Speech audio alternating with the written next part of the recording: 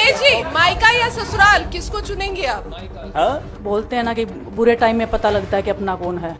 जब हम रोड पे घसीटे जा रहे थे तो छोड़ के बीजेपी को देश में जितनी भी पार्टियां हैं वो हमारे साथ में थी, हमारे दर्द को समझ पा रही थी। मैं चाहती तो मैं जंतर मंतर पे रेसलिंग छोड़ सकती थी और सभी लोग भी मान रहे थे, पूरा देश इस चीज़ को विश्वास कर रहा था, क्योंकि बीजेपी आईटी सेल ने उस चीज़ को साबित करने की कोशिश की थी कि हम चले हुए कारतूस हैं, हम ख़त्म हो गए हैं, हम पॉलिटिक्स कर रहे हैं। जो लड़ाई थी वो जारी है, ख़त्म नहीं हुई है। उम्मीद करती हूँ कि मैं आपकी उम्मीदों पे खरा उतरूँ बिल्कुल। और कांग्रेस पार्टी का मैं बहुत बहुत धन्यवाद करती हूँ, क्योंकि जब बोलते हैं ना कि बुरे टाइम में पता लगता है कि अपना कौन है। जब हम रोड पे घसीटे जा रहे थे तो छोड़ के बीजेपी को देश में जितनी भी पार्टियां हैं वो हमारे साथ में थी, हमारे दर्द को समझ पा रही थी, हमारे आंसुओं को समझ पा रही थी।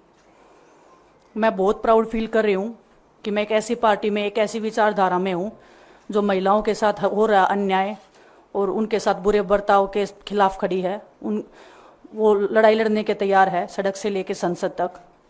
और मैं विश्वास दिलाती हूँ पूरे देशवासियों को कि जो मेहनत, जो लगन से हमने रेसलिंग में काम किया है, हम चाहते हैं कि देश के हर एक नागरिक को जो दर्द, जो तकलीफ हमने झेली है, खासकर महिलाओं के लिए, हर एक उस महिला के साथ में हम खड़े हैं जो अपने आप को लाचार, अपने आप को बेबस समझती है।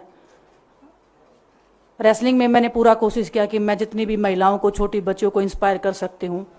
मैं चाहती तो मैं जंतर मंतर पे रेसलिंग छोड़ सकती थी और सभी लोग भी मान रहे थे, पूरा देश इस चीज़ को विश्वास कर रहा था, क्योंकि बीजेपी आईटी सेल ने उस चीज़ को साबित करने की कोशिश की थी कि हम चले हुए कारतूस हैं, हम ख़त्म हो गए हैं, हम पॉलिटिक्स कर रहे हैं।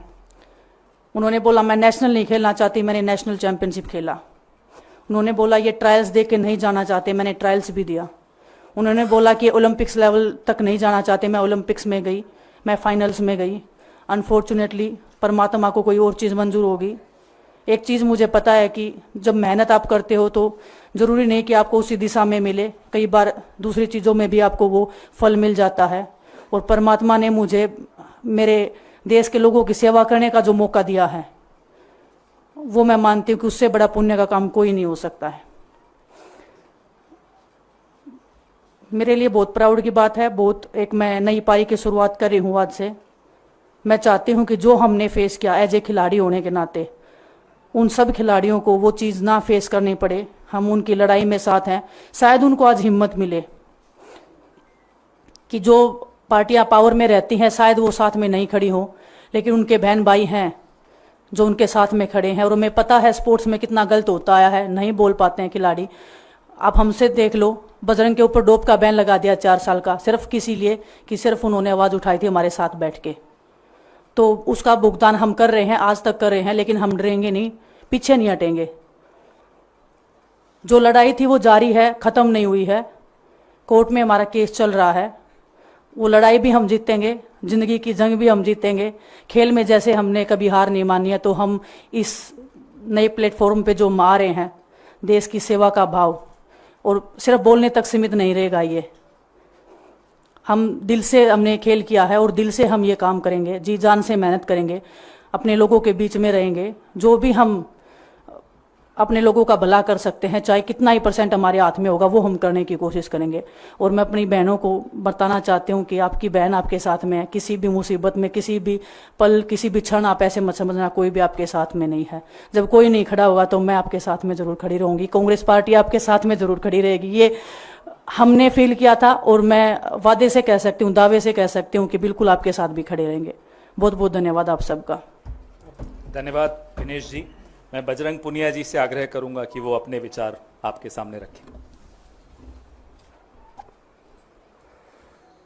सभी को नमस्कार।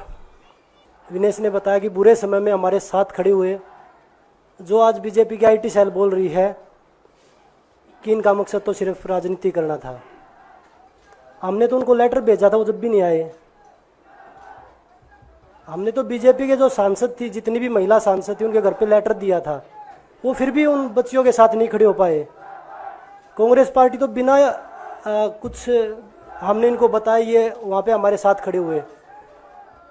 तो देश की बेटियों की जो आवाज़ उठाई उसका भुगतान हम कर रहे हैं। लेकिन ये चीज़ हमें पता लग गई कि जो अत्याचार बेटियों पे हुआ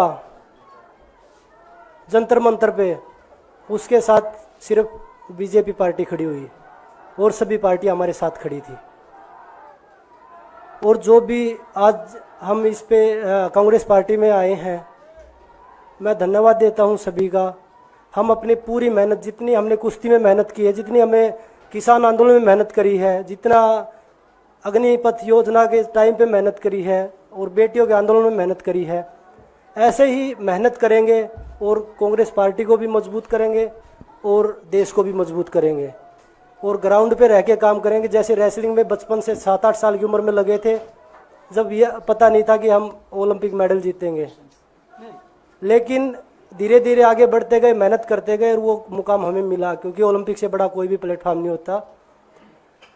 और जिस दिन विनेश फाइनल में गई, उस दिन पूरा देश जोश में था, पूरा जश्न हुआ। लेकिन अगले दिन जो घटना हुई, पूरा देश दुखी था। लेकिन कुछ आईटी सेल थी जो पूरा देश में जश्न मना रही थी, तो ये देश के लिए बड़े दुख की बात है। और पूरे देश को सोचना चाहिए कि आप किन लोगों को सपोर्ट कर रहे हैं। जो देश में खिलाड़ियों के साथ, महिलाओं के साथ, किसानों के साथ, जवानों के साथ जो अत्याचार कर रहे हैं, आप उन लोगों को सपोर्ट कर रहे हैं।